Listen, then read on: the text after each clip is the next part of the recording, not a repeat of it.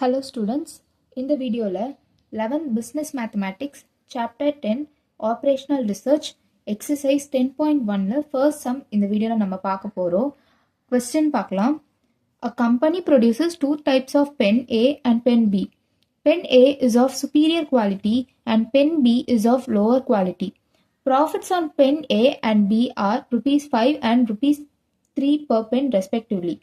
Raw materials required for each pen A is twice as that of pen B. The supply of raw materials is sufficient only for 1000 pens per day. Pen A requires a special clip and only 100 clips are available per day. For pen B, only 700 clips are available per day. Formulate this problem as a linear programming problem. இப்போ கொஸ்டினில் வந்து as per linear programming problem படி போட சொல்லியிருக்காங்க.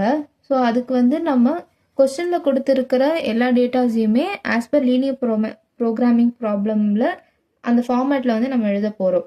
First என்னென்ன கொஸ்டினில் கொடுத்துருக்காங்கன்னு பார்ப்போம். A company produces 2 types of pen A and pen B சொல்லியிருக்காங்க. ஸோ ஒரு கம்பெனி வந்து 2 types ஆஃப் பென் வந்து ப்ரொடியூஸ் பண்ணுது. பென் ஏ வந்து பென் பியை விட ஒரு சுப்பீரியர் குவாலிட்டின்றாங்க, பென் பி வந்து கொஞ்சம் லோவர் குவாலிட்டின்னு சொல்கிறாங்க.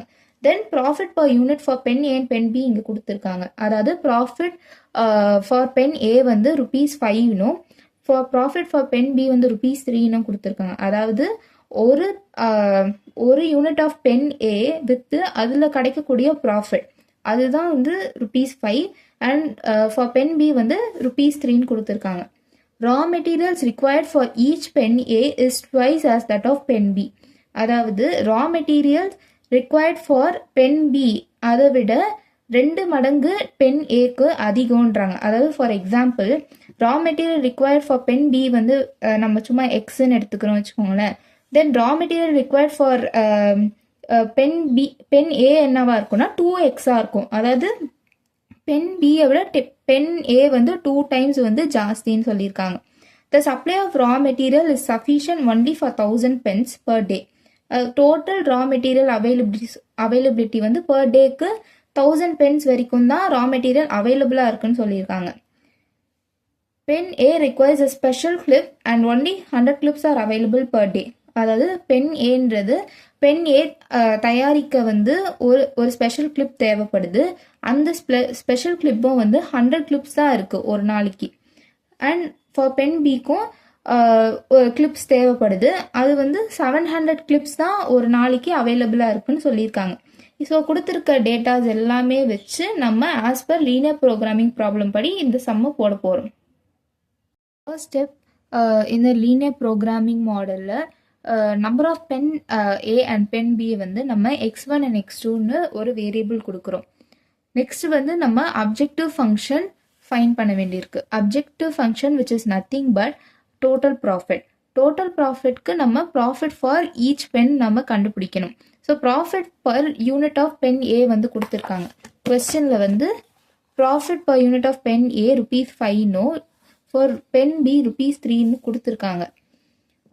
ஆனால் profit for x1 pen A வந்து நமக்கு தேவை. So profit for x1 pen A வந்து என்னவா இருக்குன்னா profit per unit into number of pen A இருக்கும், number of units of pen A.